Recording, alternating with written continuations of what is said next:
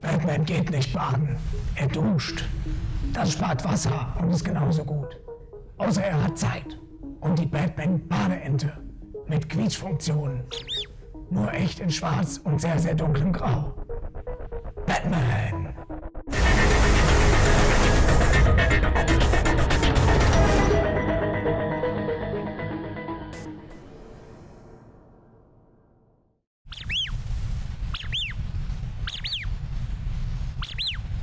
Klingt noch ein bisschen heiser.